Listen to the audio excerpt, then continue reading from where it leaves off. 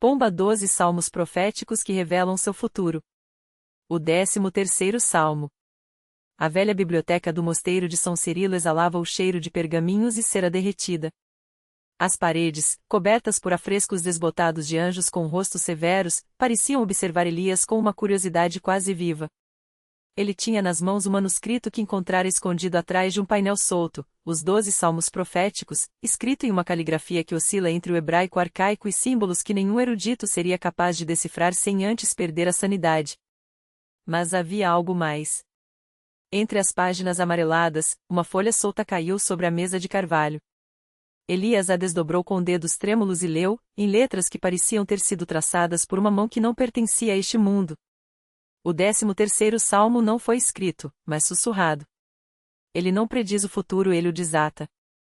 Aquele que o ler em voz alta diante do espelho das almas verá não o que será, mas o que já foi decidido antes do primeiro fôlego do tempo. Elias sentiu o peso das palavras como se fossem pedras em seu peito. O espelho das almas, uma lenda entre os monges, um artefacto proibido, dizia-se que estava escondido nas catacumbas sob a capela, selado por 7 chaves de osso. Nenhum homem vivo o tinha visto, mas os rumores falavam de um vidro negro que não refletia rostos, e sim destinos. Ele guardou o manuscrito no peito, sob a túnica, e apagou a vela. A noite no mosteiro era um silêncio tão denso que parecia um corpo físico, pressionando contra as paredes. Quando saiu do scriptorium, a lua cheia projetava sombras alongadas no claustro, como dedos esticados tentando agarrar seus tornozelos. Algo o esperava junto ao poço seco. Era uma figura encapuzada, imóvel como uma estátua de pedra. Não havia respirado, não havia se movido, mas Elias soube, com uma certeza que ultrapassava a razão, que aquela coisa o tinha esperado por séculos.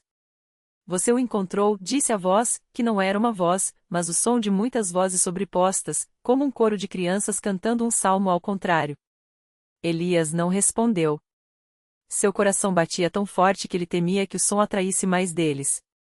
O 13º não é para os vivos, continuou a figura, e o capuz inclinou-se levemente, como se algo sob ele tentasse ver melhor. Ele é a última página do livro que Deus rasgou antes de fechar os céus. Um vento gelado cortou o claustro, apesar de não haver janela aberta. Elias recuou um passo, e seus calcanhares bateram em algo duro. Ao olhar para baixo, viu uma chave de osso no chão, brilhando fracamente, como se absorvesse a luz das estrelas. A primeira, sussurrou a sombra. As outras 6 estão onde a carne se torna memória. Elias pegou a chave. Seu toque queimou como gelo. Quando olhou novamente, a figura havia desaparecido. Mas no lugar onde ela estivera, havia uma marca no chão, uma pegada úmida, como se algo tivesse saído do poço seco há muito tempo e, pela primeira vez, pisado na terra dos homens. Ele soube, então, que não havia mais escolha. As catacumbas o chamavam. E o espelho das almas aguardava. O ar nas catacumbas era espesso, carregado do cheiro de terra molhada e algo mais antigo, um odor de ossos que nunca deixaram de sangrar. Elias desceu os degraus desgastados, a chave de osso apertada na palma da mão. Cada passo ecoava como um martelo batendo em caixões esquecidos. As paredes estavam cobertas de inscrições que não eram palavras, mas sim cicatrizes de uma língua que os homens haviam esquecido antes mesmo de nascer. Algumas linhas pareciam se mover quando ele piscava, serpentinas de tinta viva que se enroscavam em torno de símbolos proibidos.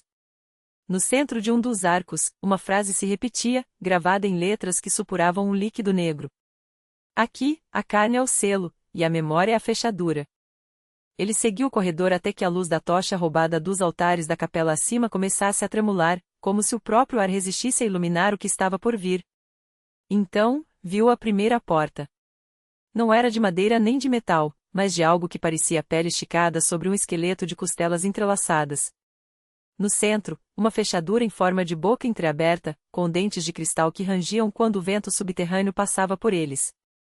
Elias estendeu a chave. Ela tremeu em sua mão, como se relutasse. Quando a encostou na fechadura, a porta respirou uma exalação úmida, cheia do cheiro de leite azedo e cinzas. A chave afundou sozinha, e os dentes de cristal se fecharam sobre ela com um estalo. Do outro lado, não havia sala, mas um poço sem fundo. E no fundo do poço, um olho. Não um olho humano. Era grande demais, com uma íris dividida em 7 segmentos, cada um pulsando em uma cor diferente: vermelho de ferida fresca, azul de veia sob a pele, verde de mofo em tumbas. A pupila era uma espiral que girava lentamente, como se estivesse desvendando algo. Você trouxe a primeira, disse o olho, sem lábios, sem voz, e no entanto Elias sentiu as palavras vibrarem em seus dentes. Mas as outras 6 estão onde a carne se lembra do que não deveria. Uma corrente subiu do poço, enroscando-se em seu tornozelo antes que ele pudesse recuar. Não era metal, mas algo orgânico, quente, que latejava como um tendão. Quando puxou, Elias viu que a outra ponta estava presa a algo que emergia da escuridão, uma mão. Não uma mão humana. Os dedos eram longos demais, articulados como pernas de aranha, e a pele seca era pele brilhava com um suor oleoso que refratava a pouca luz como um arco-íris de podridão. A mão se fechou em torno de seu pulso, e Elias sentiu os ossos rangendo sob a pressão.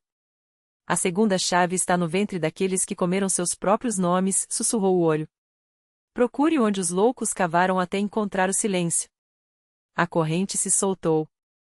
Elias caiu para trás, arranhando o chão com as unhas até bater contra a parede. Quando olhou novamente, o poço estava vazio. Só restava, flutuando onde o olho estivera, um fragmento de osso pequeno, curvo, como a costela de um pássaro. Ele o pegou. Queimou como a primeira chave, mas desta vez o frio era diferente. Não era gelo. Era o toque de algo que nunca havia sido vivo, e no entanto lembrava da vida com uma saudade tão profunda que doía. Elias soube, então, que as catacumbas não eram um lugar, mas um corpo. E ele estava dentro dele. Algum lugar acima, um sino dobrou. Não era um som que viesse da capela. Vinha de dentro das paredes, como se as pedras mesmos estivessem gemendo. Ele tinha que encontrar as outras chaves. E tinha que fazê-lo antes que o corpo acordasse. O segundo fragmento levou até a sala dos suspiros, um cômodo circular onde o ar se movia em espirais lentas, como se respirado por pulmões invisíveis. As paredes estavam cobertas por nomes gravados em letras tão finas que pareciam cicatrizes. Alguns brilhavam fracamente, como se ainda úmidos. Elias passou os dedos sobre eles e sentiu, sob a ponta dos dedos, o latejar de veias que não estavam ali. No centro da sala, uma mesa de pedras sustentava um espelho partido. Não refletia nada exceto, por um instante, quando Elias se aproximou, o vulto de uma figura encurvada, de costas, com os ombros tão estreitos que pareciam prestes a se partir. A imagem tremeluziu e desapareceu, mas deixou para trás um cheiro de terra molhada e algo mais, algo doce e podre, como frutas esquecidas no fundo de um caixão. Ele não precisou procurar muito. A segunda chave estava debaixo do espelho, uma vértebra pequena e polida, com ranhuras que se ajustavam perfeitamente à curva do primeiro osso. Quando a tocou, ouviu um rumor surdo vindo das profundezas, como se algo tivesse se virado no sono. Elias guardou os 2 fragmentos no bolso. Eles pesavam mais do que deveriam. O caminho seguinte não era uma porta, mas uma fenda na parede, tão estreita que ele teve que espremer os ombros para passar. Do outro lado, o ar era quente e úmido, carregado do cheiro de cera derretida. Velas ardiam em prateleiras escavadas na rocha, iluminando fileiras de jarros de vidro. Dentro deles, coisas flutuavam em líquido turvo, dedos, línguas, pestanas ainda presas a pálpebras fechadas. Um dos jarros continha apenas um olho, idêntico ao que ele havia visto no poço. Piscou quando Elias passou. No fundo da câmara, uma figura agachada murmurava algo para si mesma. Não era humana ou não era só humana. Sua pele tinha a textura de pergaminho velho, esticada sobre ossos que pareciam demais com os fragmentos que Elias carregava. Quando ela virou a cabeça, ele viu que seus lábios estavam costurados com fio preto, e que as costuras se moviam, como se algo por baixo tentasse falar. Você trouxe elas, sussurrou a coisa, sem abrir a boca. As costelas do que não nasceu. Elias não respondeu. Sabia que não deveria. Mas a figura estendeu uma mão longa, com articulações a mais nos dedos, andou até um jarro vazio no canto. Dentro, não havia órgãos, nem ossos. Havia sombras. Elas se contorciam, tentando formar algo que nunca conseguia se completar. A terceira está aqui, disse a coisa. Mas você terá que pegá-la. Ela afastou o jarro. No lugar onde ele estivera, o chão se abriu em um buraco tão negro que doía olhar. Não era escuridão. Era a ausência de qualquer coisa que já tivesse sido luz. Elias sentiu os fragmentos no bolso vibrarem, como se reconhecessem o lugar. Ele se ajoelhou à beira do abismo e estendeu a mão. Algo o agarrou pelo pulso. Não era uma mão. Eram muitas mãos, todas pequenas, todas frias, com unhas que arranhavam como agulhas de osso.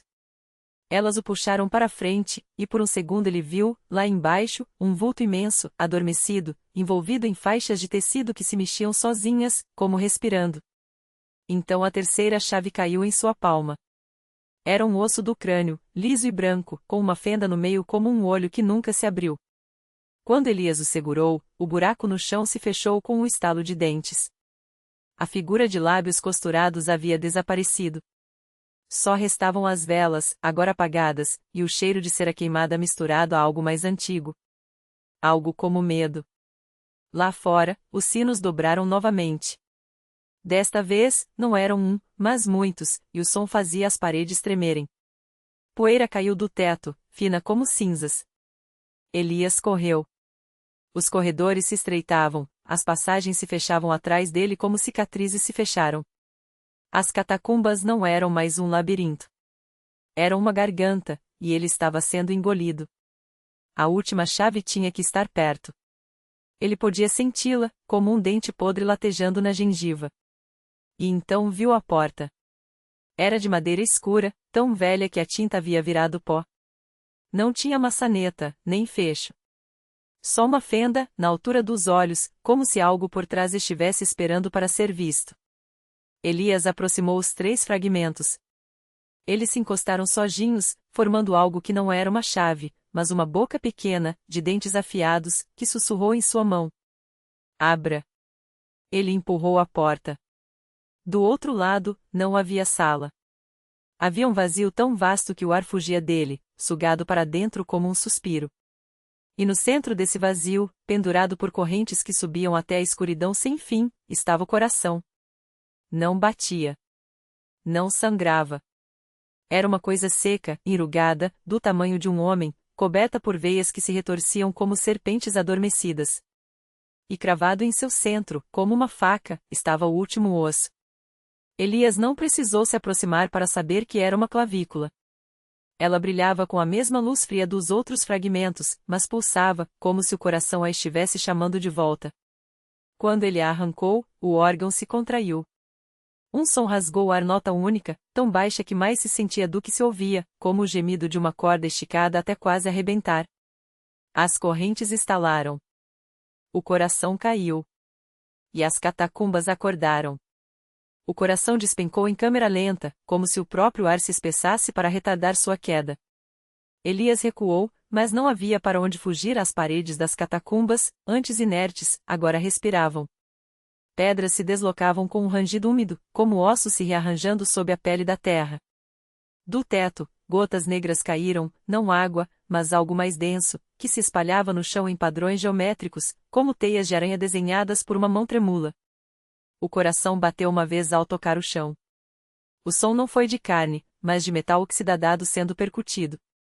Um badalar surdo, que reverberou nas costelas de Elias, fazendo pressionar as mãos contra o peito como se pudesse conter a vibração. As veias do órgão se contorceram, inchando até estourar em filamentos finos como fios de prata. Eles se ergueram no ar, serpentando, e então, como chamados por um imã, se lançaram em direção aos fragmentos ósseos que Elias carregava nos bolsos. Ele gritou quando os primeiros fios o atingiram. Não doía. Pior, reconhecia. Era como se aquelas linhas prateadas sempre tivessem feito parte dele, como nervos esquecidos que de repente despertavam. Os ossos em seu poder vibraram em resposta, e um por um, começaram a se soltar dos tecidos que os envolviam, flutuando para fora de suas roupas. A clavícula, ainda quente em sua mão, foi a primeira a ser puxada.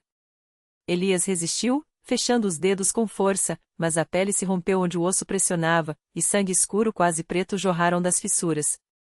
O coração no chão pulsou novamente. Desta vez, o som arrastou consigo um vento que não existia. Poeira secular se levantou em redemoinhos, e nas paredes, as sombras se descolaram, ganhando profundidade. Não eram mais ausência de luz, mas coisas com contornos definidos, figuras alongadas, de membros demasiadamente compridos, que se arrastavam pelos túneis como se tivessem esperado séculos por aquele momento. Suas bocas, quando as tinham, se abriam em silhuetas perfeitas, mas nenhum som saía. Não precisavam. O ar já estava saturado com o zumbido do coração, com o chiado dos fios prateados tecendo algo no espaço entre Elias e o órgão. Ele caiu de joelhos quando os ossos o abandonaram de vez. A clavícula, as falanges, o fragmento de crânio todos se alinharam no ar, suspensos como peças de um quebra-cabeça incompleto. Os fios prateados os envolveram, costurando-os com precisão cirúrgica. O coração, agora erguido do chão por correntes invisíveis, girava lentamente, e a cada rotação, mais veias se desprendiam dele, esticando-se como dedos ávidos. Uma das sombras na parede se destacou. Não andava, deslizava, como óleo sobre vidro. Quando chegou perto o suficiente, Elias viu que não era uma, mas muitos corpos sobrepostos, transparentes como camadas de seda podre. No centro da massa, um vulto mais denso tomou forma. Uma mão esquelética emergiu da escuridão, segurando algo que brilhava fracamente, uma agulha de osso, tão longa quanto seu antebraço, com um fio de nervo ainda enroscado na ponta. A sombra se inclinou. Elias sentiu o hálito dela, se é que era hálito quente e úmido, como o vapor de um cadáver recém-aberto. A agulha desceu, e quando furou sua pele logo abaixo da clavícula, ele não sentiu dor. Sentiu certeza. O fio de nervo se conectou a ele com um estalo seco, e então, como se tivesse sido acionado um mecanismo antigo, os ossos suspensos no ar clicaram em seus lugares. Seu corpo se arqueou. Algo dentro dele se desdobrou. As sombras recuaram, não por medo, mas por reverência. O coração no ar pulsou uma última vez, e desta vez, o som não foi um gemido, mas um nome Elias sussurrado em 1000 vozes sobrepostas. Os fios prateados se retraíram, puxando os ossos de volta para o órgão, que agora não era mais seco, nem enrugado. Inchado de veias vivas, latejava com um ritmo que não era humano. E quando Elias abriu os olhos, viu através da escuridão. Não com a visão, mas com algo mais profundo, mais antigo. As catacumbas não eram mais um labirinto de pedra, mas um corpo adormecido, e ele era a agulha que o costuraria de volta à vida.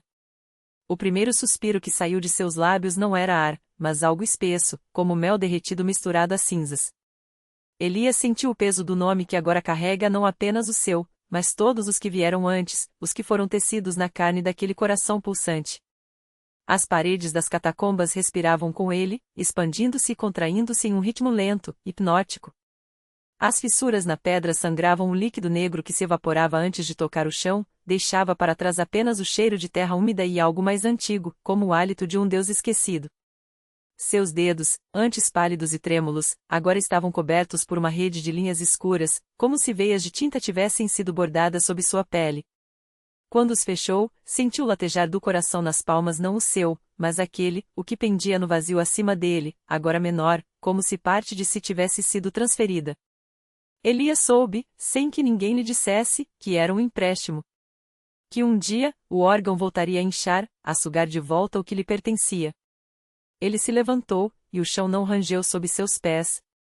Em vez disso, absorveu seu peso como água absorve uma pedra. As sombras, que antes recuavam, agora se enrolavam em seus tornozelos como gatos famintos, lambendo-lhe a pele onde as marcas eram mais profundas. Uma delas mais ousada, ou talvez mais antiga, subiu por sua perna e sussurrou contra sua orelha um nome que não era Elias. Ele a afastou com um gesto, e a sombra se desfez em risadinhas úmidas. No fim do corredor, onde antes havia apenas escuridão, uma porta se abria. Não de madeira ou metal, mas de algo que parecia feito de pele esticada sobre ossos entrelaçados. Do outro lado, ouvia-se o som de água caindo em gotas irregulares, como lágrimas de algo que não chorava por tristeza, mas por fome. Elias não hesitou. Cada passo que dava era também um passo dado por outras pernas, em outros tempos, outros corpos que haviam carregado aquele mesmo peso. As memórias não eram suas, mas ele as sentia como cicatrizes doloridas, mas familiares. Quando atravessou o limiar, o ar mudou. Não era mais úmido e pesado, mas seco, quase estéril, como o interior de um sarcófago recém-aberto. A sala era circular, e no centro, uma mesa de pedra negra refletia a luz que não existia. Sobre ela, um espelho. Não de vidro, mas de um material escuro e oleoso que distorcia qualquer coisa que se aproximasse. Elias viu seu reflexo nele, mas não era ele. Ou melhor, não era apenas ele. Seus olhos eram dois poços sem fundo, e quando piscou, algo piscou de volta das profundezas. Você sabe o que deve fazer, disse uma voz que não era voz, mas o atrito de ossos uns contra os outros. Elias sabia. Sempre soubera. As mãos se moveram sozinhas, desatando os botões da camisa, revelando o peito onde, sob a pele, algo se mexia. Não era seu coração. Era o outro, o que havia deixado parte de si nele, como uma semente. Quando pressionou os dedos contra a carne, sentiu o latejar responder, quente e úmido. O espelho começou a transbordar. Não com líquido, mas com coisas, mãos, rostos, fragmentos de corpos que se arrastavam para fora do vidro negro como se fossem nascidos dele.